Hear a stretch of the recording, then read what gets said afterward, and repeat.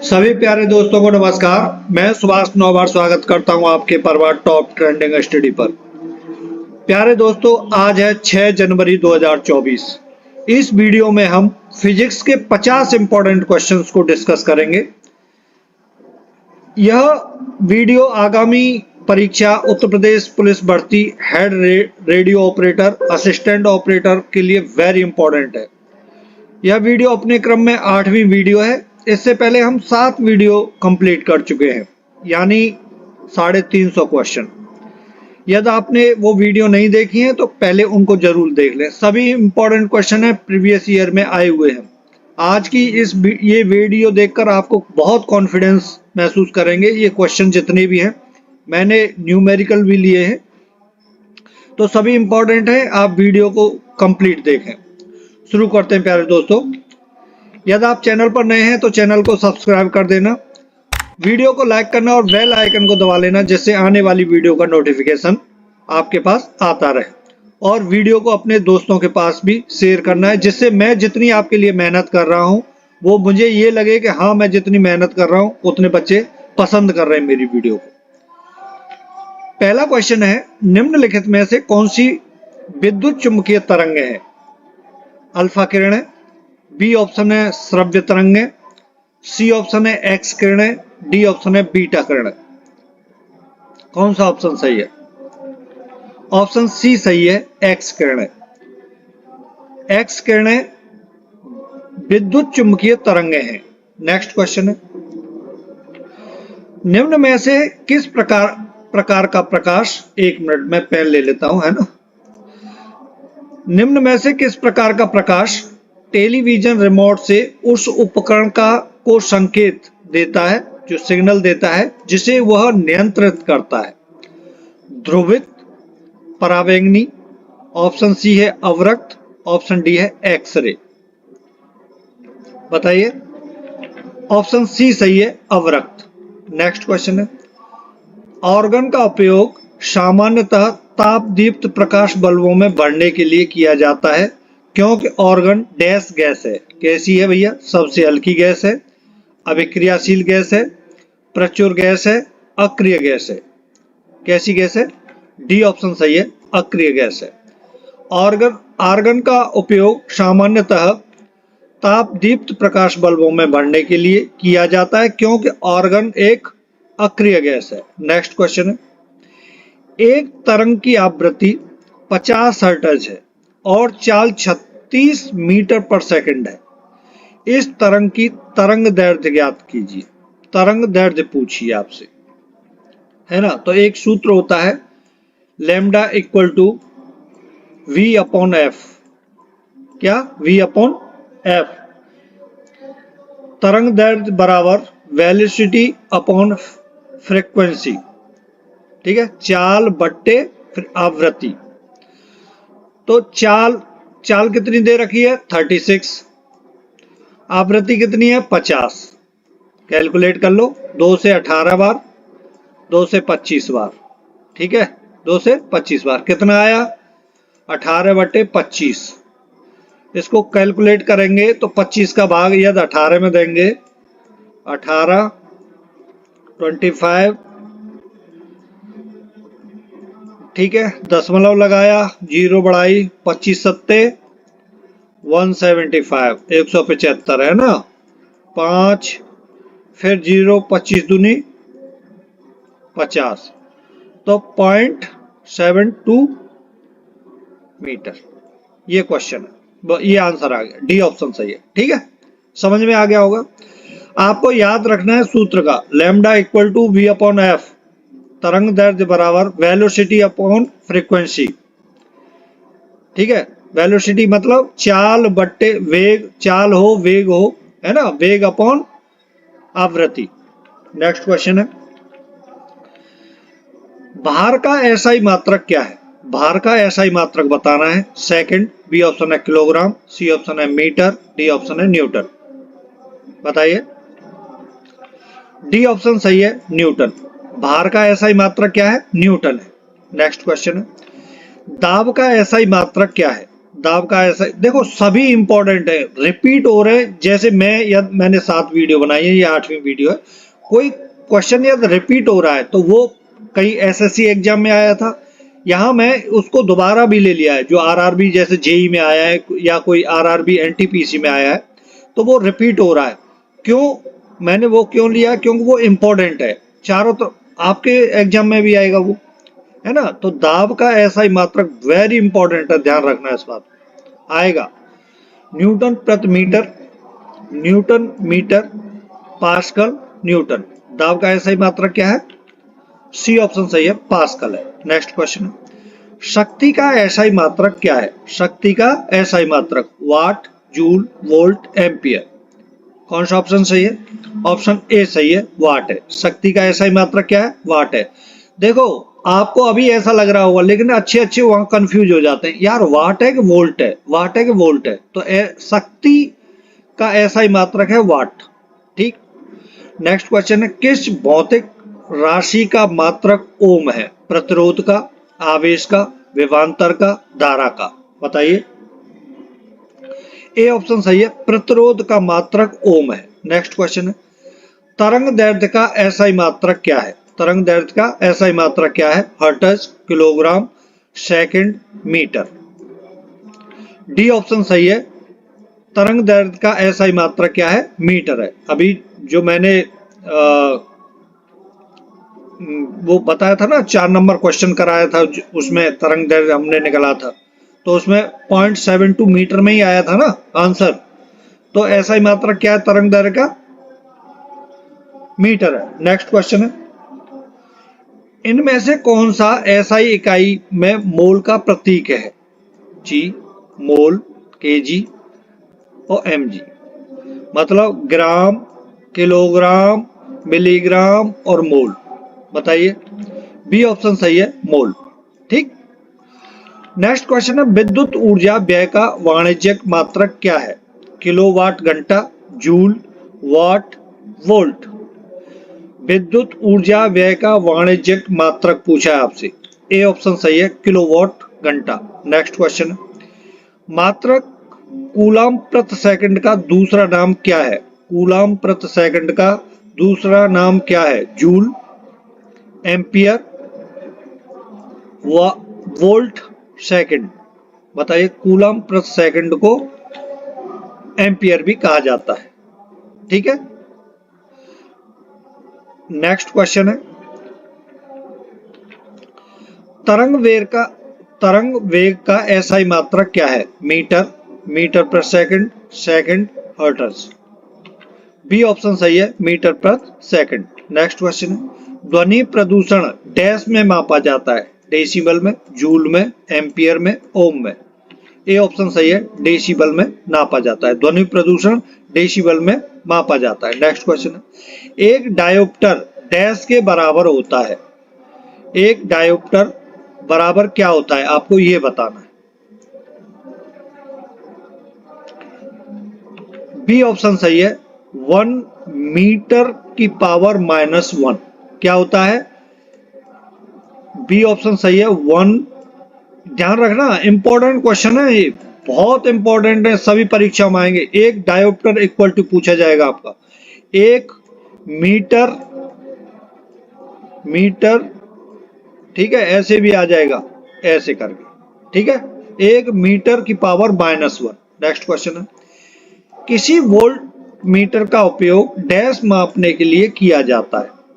तो volt meter का उपयोग क्या वायु प्रतिरोध मापने के लिए किया जाता है? विभवांतर, चुंबकीय प्रेरण, विद्युत धारा। बताइए। बी ऑप्शन सही है, किसी वोल्ट मीटर का उपयोग विभवांतर मापने के लिए किया जाता है। विभवांतर मापने के लिए किया जाता है। नेक्स्ट क्वेश्चन, निम्नलिखित में से कौन सा शक्ति का सूत्र है? शक्ति का सूत्र बताना है आपको। P equal to V²/R, P equal to V into I, P equal to I² into R। इनमें से सभी बताइए। शक्ति का सूत्र पूछा है, सी ऑप्शन सही है, इनमें से सभी। P इक्वल टू V²/R भी सही है, P equal to V into I भी सही है, P equal to I² into R भी सही है। ठीक है। नेक्स्ट क्वेश्चन है, किसी स्थिर वस्तु के स्थिर रहने या गतिशील वस्तु के उसी गति से गतिशील रहने की प्रक्रिया कहलाती है? वेग, बल, संवेग, जड़त्व। डी ऑप्शन सही है, जड़त्व। किसी स्थिर वस्तु के स्थिर रहने या गतिशील वस्तु के उसी गति से गतिशील रहने की प्रक्रिया को जड़त्व बोलते हैं। जड़त्व का क्या नियम है? जो वस्तु स्थिर है वो स्थिर ही रहेगी, जो गतिशील है वो गतिशील ही रहेगी जब तक उस पर कोई बाह्य बल नहीं लगाया जाए, यही बोलते हैं ना, तो वो जड़त्व का नियम है। ठीक है। नेक्स्ट क्वेश्चन है, देसी भाषा में बता दिया वो मैंने। सार्वत्रिक गुरुत्वाकर्षण नियतांक जी का एसआई मात्रक क्या है? ए ऑप्शन में है न्यूटन के जी, मतलब किलोग्राम की पावर -2 प्रति metre square, newton metre square kilogram की पावर -2, न्यूटन पर मीटर, न्यूटन केजी पर मीटर। बताइए कौन सा ऑप्शन सही है? गुरुत्वाकर्षण नियतांक जी का एसआई मात्रक पूछा है। बी ऑप्शन सही है, न्यूटन मीटर स्क्वायर केजी की पावर -2, या आप इसको ऐसे भी बोल सकते हैं, देखो इसको ऐसे भी बोल सकते हैं, न्यूटन मीटर स्क्वायर प्रति केजी स्क्वायर, ऐसे भी इसको बोला जा सकता है। ठीक है ना, जो ये लिखा हुआ है इसको ऐसे भी बोल सकते हैं, ध्यान रखना, क्योंकि ये पावर ऊपर जाके माइनस ही हो जाती है, -2 हो जाएगी, इसको इसलिए न्यूटन मीटर स्क्वायर केजी की पावर -2। ठीक है प्यारे दोस्तों, मेरी मेहनत आपको अच्छी लग रही हो तो वीडियो को लाइक जरूर कर देना और अपने दोस्तों के पास भी शेयर करना। ये जो माउस से ऐसे लिख रहे हैं ना, है ना, जिससे जल्दी स्मार्ट बोर्ड आ सके और अच्छा, मतलब आपको बिल्कुल बढ़िया जो क्लास है उस तरीके से मिलेगी, जिससे मुझे ये पता चलेगा ना कि हाँ बच्चों को मेरी वीडियोस पसंद आ रही हैं, तो मुझे स्मार्ट बोर्ड खरीदना ही पड़ेगा। यदि कोई मेरी वीडियो देखेगा ही नहीं, आप शेयर नहीं करोगे भाई, आप जब बच्चों तक तभी तो पहुंचेंगे जब आप भेजोगे वीडियो, है ना, तो उनके पास भेजोगे आप तो वो देखेंगे, तब मुझे पता चलेगा हाँ मेरी वीडियो को बच्चे देख रहे हैं तो स्मार्ट बोर्ड की जरूरत है, मैं ले आऊंगा। नेक्स्ट क्वेश्चन है, दो वस्तुओं में से एक का द्रव्यमान दोगुना हो जाने पर दोनों वस्तुओं के बीच लगने वाले गुरुत्वाकर्षण बल में क्या परिवर्तन होता है? ए ऑप्शन है गुरुत्वाकर्षण बल दोगुना हो जाता है, गुरुत्वाकर्षण बल 3 गुना हो जाता है, गुरुत्वाकर्षण बल 4 गुना हो जाता है, गुरुत्वाकर्षण बल आधा हो जाता है। बताइए।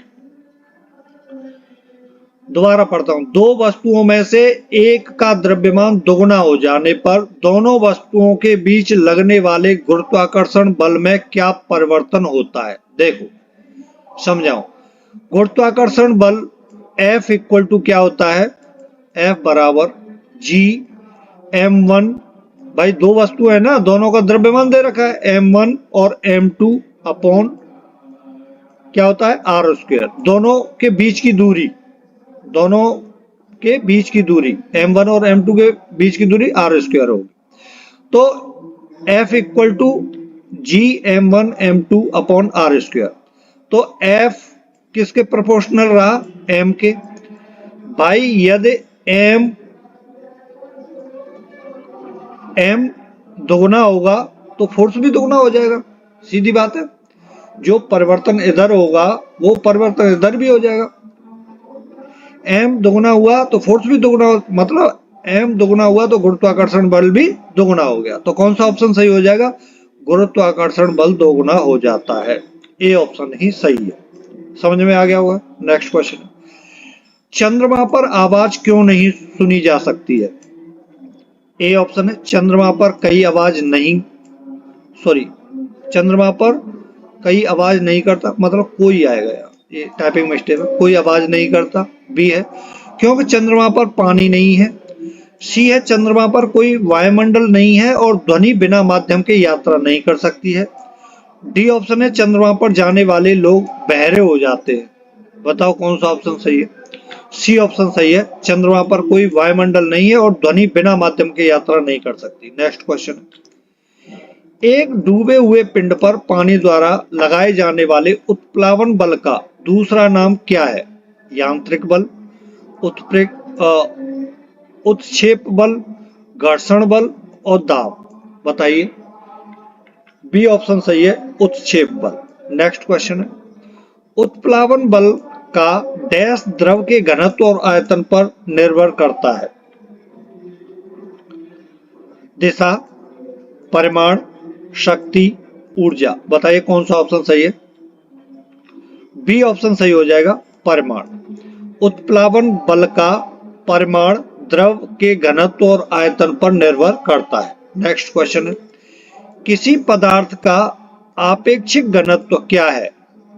ए ऑप्शन है पदार्थ का घनत्व गुणा पानी का घनत्व, पानी का घनत्व अपॉन पदार्थ का घनत्व, पदार्थ का घनत्व अपॉन पानी का घनत्व, पदार्थ का घनत्व प्लस पानी का घनत्व। कौन सा ऑप्शन सही है। ऑप्शन सी सही है, पदार्थ का घनत्व अपॉन पानी का घनत्व। नेक्स्ट क्वेश्चन है, केल्विन पैमाने पर लिए गए ताप को सेल्सियस पैमाने पर बदलने के लिए आपको दिए गए ताप में डैश होगा। बताइए, केल्विन पैमाने पर लिए गए ताप को सेल्सियस पैमाने पर बदलने के लिए आपको इसमें 273 घटाना होगा, 273 जोड़ना होगा, 273 से विभाजित करना होगा और 273 से गुणा करना होगा। देखो इसको मैं समझाता हूं क्या होता है। Kelvin equal to temperature C plus 273, ठीक है, ये होता है। ठीक, तो इसने क्या पूछा, केल्विन पैमाने पर लिए गए ताप को सेल्सियस पैमाने पर बदलने के लिए, यानी C इक्वल टू पूछा है। C इक्वल टू क्या हो जाएगा भाई, ये इधर इस तरफ आके माइनस हो जाएगा, K माइनस 273। ठीक है, तो भैया क्या है, 273 को घटाना होगा। आपको दिए गए ताप में 273 घटाना होगा। ठीक है, ए ऑप्शन सही है। नहीं, कुछ गलत हुआ है ना।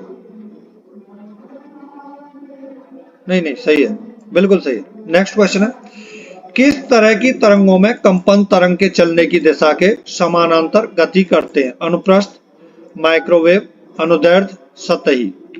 सी ऑप्शन सही है, अनुदैर्ध्य। नेक्स्ट क्वेश्चन है, यदि किसी ध्वनि तरंग की आवृत्ति 50 हर्ट्ज है, इसका आवर्तकाल ज्ञात कीजिए। इसका आवर्तकाल ज्ञात कीजिए। 0.05 सेकंड, 0.02 सेकंड, 0.5 सेकंड, 0.2 सेकंड। बताइए, देखो क्या पूछा है, आवर्तकाल पूछा है। T इक्वल टू क्या होता है, 1/n। ठीक है, तो 1/n कितनी है, 50 हर्ट्ज है। ठीक है, 50 का भाग देंगे इसमें, 50 एक में भाग देना है भैया, दशमलव लगाओ, जीरो बढ़ाओ, नहीं जा रहा, फिर भी जीरो करो यहाँ, फिर जीरो बढ़ाओ, 50 दूनी तो क्या आया, 0.02। तो कौन सा ऑप्शन सही हो जाएगा, 0.02 का ये है, बी ऑप्शन सही हो जाएगा। ठीक है, नेक्स्ट क्वेश्चन है, किसी ध्वनि तरंग की आवृत्ति v है, आवर्तकाल t के बीच क्या संबंध है। तो मैंने बताया था अभी आपको, t equal to 1/v, t equal to 1/v या n equal to 1/t। Sorry, किसी ध्वनि तरंग की आवृत्ति v है, यहाँ गलत टाइप कर दिया, n है, यहाँ n आएगा, ये n आएगा ना, आवृत्ति तो n होती है ना, टाइपिंग मिस्टेक, n है और आवर्तकाल t है, तो क्या है, चाहे t इक्वल टू 1/n कर लो या n इक्वल टू 1/t कर लो, एक ही बात है, सी ऑप्शन सही हो जाएगा। ठीक है, अरे भाई t इक्वल टू 1/n बताया था मैंने आपको, तो या इसको ऐसे भी लिख सकते हैं, n इक्वल टू 1/t। ठीक है, ओके, नेक्स्ट क्वेश्चन है, निम्नलिखित में से कौन सा किसी ध्वनि तरंग के प्रति इकाई समय में किए गए दोलनों की संख्या है। आवर्तकाल, आयाम, तरंग दैर्ध्य, आवृत्ति। कौन सा ऑप्शन सही है, डी ऑप्शन सही है, आवृत्ति। नेक्स्ट क्वेश्चन है, निम्न की आवृत्ति v, तरंग दैर्ध्य y और चाल v के बीच क्या संबंध है। जो मैंने आपको चौथा क्वेश्चन कराया था वही है, क्या संबंध है, सी ऑप्शन सही है। मैंने बताया था आपको लैम्डा इक्वल टू v/n, तो इसको इस फॉर्म में लिखेंगे तो lambda v equal to lambda n। ठीक, ये हो जाएगा। नेक्स्ट क्वेश्चन है, ध्वनि तरंग का आयाम किस पर निर्भर करता है? वस्तु के ताप पर, वस्तु की सामग्री पर, वस्तु के कंपन कराने के लिए प्रयुक्त बल पर, वस्तु की गुणवत्ता पर। सी ऑप्शन सही है, वस्तु को कंपन कराने के लिए प्रयुक्त बल पर। नेक्स्ट क्वेश्चन, निम्न में से कौन सा माध्यम के घनत्व में किसी ध्वनि तरंग के एक संपूर्ण दोलन में लगने वाला समय है? आवर्तकाल, आवृत्ति, तरंग दैर्ध्य, आयाम। ए ऑप्शन सही है, आवर्तकाल। नेक्स्ट क्वेश्चन है, प्रति सेकंड इकाई क्षेत्र से गुजरने वाली ध्वनि ऊर्जा की मात्रा को क्या कहा जाता है? तीव्रता, नोट, पिच, संगीत। ए ऑप्शन सही है, तीव्रता। नेक्स्ट क्वेश्चन है, मानव कान की सामान्य श्रव्य सीमा क्या है? यह क्वेश्चन पहले भी आ चुका है, तो मैं केवल रिवीजन के तौर पर डी ऑप्शन सही है, 20 हर्ट्ज से 20 किलो यानी 20,000 हर्ट्ज तक है। ठीक है, ऐसे भी हो सकता है, वहां उस ऑप्शन में जो मैंने पहले कराया था ऐसे था 20,000 HZ इस जगह पे, तो आपको ये ध्यान रखना है। ठीक है, ऐसे भी हो सकता है और ऐसे भी होगा। नेक्स्ट क्वेश्चन है, एक अल्ट्रासोनिक ध्वनि तरंग की आवृत्ति डैश से भी अधिक होती है? 2000 हर्ट्ज, 20 हर्ट्ज, 200 हर्ट्ज और 20,000 हर्ट्ज। डी ऑप्शन सही है, 20,000 हर्ट्ज। नेक्स्ट क्वेश्चन है, निम्नलिखित में से किस माध्यम में ध्वनि किसी विशेष तापमान पर सबसे तेज यात्रा करती है? पानी में, वायु में, कांच में, लोहा में। ये भी क्वेश्चन रिपीट है, डी ऑप्शन सही है, लोहा में। ठीक है, बहुत आता है ये क्वेश्चन, एसएससी, एनटीपीसी, मतलब किसी भी में देख लो आप, रेलवे में बहुत क्वेश्चन ये देखने को मिलता है। ध्वनि किस माध्यम में अधिकतम चाल से यात्रा करती है? ठोस, द्रव, गैसों और द्रवों में समान गति, गैस। ए ऑप्शन सही है, ठोस में। नेक्स्ट क्वेश्चन है, ध्वनि की चाल माध्यम के डैश गुणों पर निर्भर करती है? इनमें से सभी, ताप, प्रत्यास्थता, दाब। बताइए। ए ऑप्शन सही है, इनमें से सभी। नेक्स्ट क्वेश्चन है, एक ध्वनि तरंग की आवृत्ति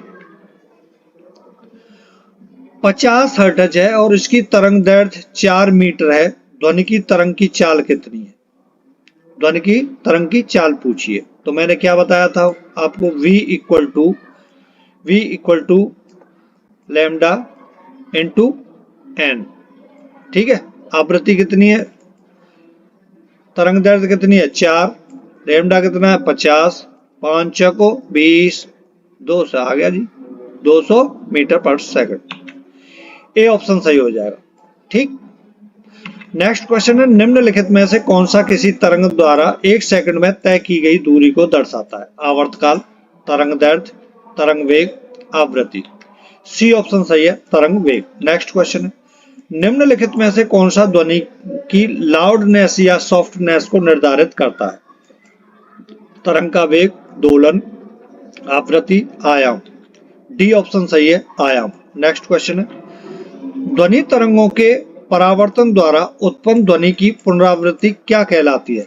दोहरा, प्रतिध्वनि, शोर, नोट। बी ऑप्शन सही हो जाएगा, प्रतिध्वनि। नेक्स्ट क्वेश्चन, निम्नलिखित में से किसे सोनार की मदद से मापा जाता है? इंपॉर्टेंट क्वेश्चन है, वेरी वेरी इंपॉर्टेंट। हवाई जहाजों की दूरी, जंगल में जानवरों द्वारा उत्पन्न ध्वनि, वायुयानों की ध्वनि पिच, पानी के अंदर मौजूद वस्तुओं की दूरी, दिशा और गति। बताइए कौन सा ऑप्शन सही है? वेरी इंपॉर्टेंट है ये क्वेश्चन। डी ऑप्शन सही है, पानी के अंदर मौजूद वस्तुओं की दूरी, दिशा और गति किसके द्वारा? सोनार की मदद से मापी जाती है। नेक्स्ट क्वेश्चन है, एक सोनार में मौजूद मुख्य उपकरण क्या है जिसका उपयोग पानी के नीचे मौजूद की दूरी, दिशा और गति का पता लगाने के लिए किया जाता है? एम्पलीफायर और स्पीकर, ए ऑप्शन में। बी ऑप्शन है स्पीकर और माइक्रोफोन। सी ऑप्शन है ट्रांसमीटर और डिटेक्टर। और एम्पलीफायर और माइक्रोफोन। सी ऑप्शन से सही है, ट्रांसमीटर और डिटेक्टर। नेक्स्ट क्वेश्चन, किसी पदार्थ का अपवर्तनांक हवा में प्रकाश की चाल से, किसी पदार्थ का अपवर्तनांक हवा में प्रकाश की चाल से किस प्रकार से संबंधित है? अपवर्तनांक बराबर हवा में प्रकाश की चाल गुणा पदार्थ में प्रकाश की चाल। अपवर्तनांक बराबर हवा में प्रकाश की चाल प्लस पदार्थ में प्रकाश की चाल। अपवर्तनांक बराबर पदार्थ में प्रकाश की चाल अपॉन हवा में प्रकाश की चाल। अपवर्तनांक बराबर हवा में प्रकाश की चाल अपॉन पदार्थ में प्रकाश की चाल। कौन सा ऑप्शन सही है?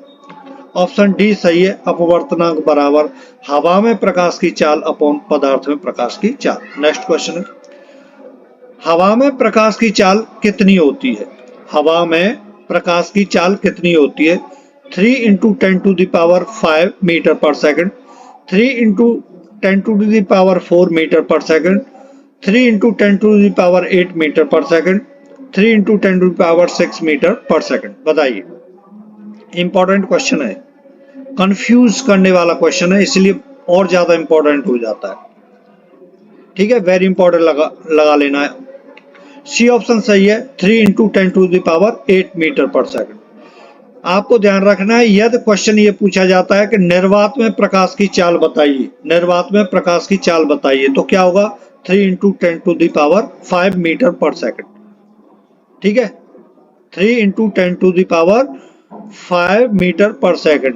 1 2 3 4 5 इकाई, दहाई, सैकड़ा, हजार, 10,000, लाख, 3 लाख, ऐसे भी लिखा आ जाएगा। ठीक है, कंफ्यूज नहीं होना निर्वात में।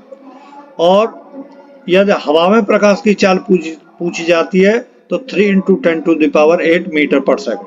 ठीक, नेक्स्ट है, अवतल लेंस के मुख्य फोकस पर मिलती हुई प्रतीत होने वाली प्रकाश किरण अपवर्तन के बाद निकलेगी। ए ऑप्शन है मुख्य अक्ष के समानांतर, बी है मुख्य फोकस से होकर बिना किसी विचलन के, और डी है वक्रता केंद्र से होकर। कौन सा ऑप्शन सही है? ऑप्शन ए सही है, मुख्य अक्ष के समानांतर। नेक्स्ट क्वेश्चन है, आई थिंक रिपीट हो गया, कोई बात नहीं। अगला क्वेश्चन है, गोलीय दर्पण की अवधारणा क्या है? प्रकाश का विकर्ण, प्रकाश का अपवर्तन, प्रकाश का प्रकीर्णन, प्रकाश का परावर्तन। डी ऑप्शन सही है, प्रकाश का परावर्तन।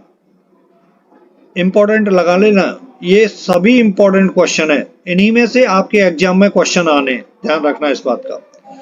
कहीं भटकने की आपको जरूरत नहीं है, केवल फिजिक्स के इन्हीं क्वेश्चनों को लगा लो, एक नहीं 2 बार देख लो वीडियो को, इन्हीं में से आ जाएगा। आप रात के समय तारों का टिमटिमाना डैश के कारण होता है? किसके कारण? वायुमंडलीय परिवर्तन के कारण होता है, प्रकाश के परिक्षेपण के कारण होता है, प्रकाश के परावर्तन के और प्रकाश के प्रकीर्णन के। बताइए कौन सा ऑप्शन सही है? यदि वीडियो को लाइक नहीं किया है तो लाइक जरूर कर देना। ए ऑप्शन सही है, वायुमंडलीय अपवर्तन के, रात के समय तारों का टिमटिमाना वायुमंडलीय अपवर्तन के कारण होता है। Thank you.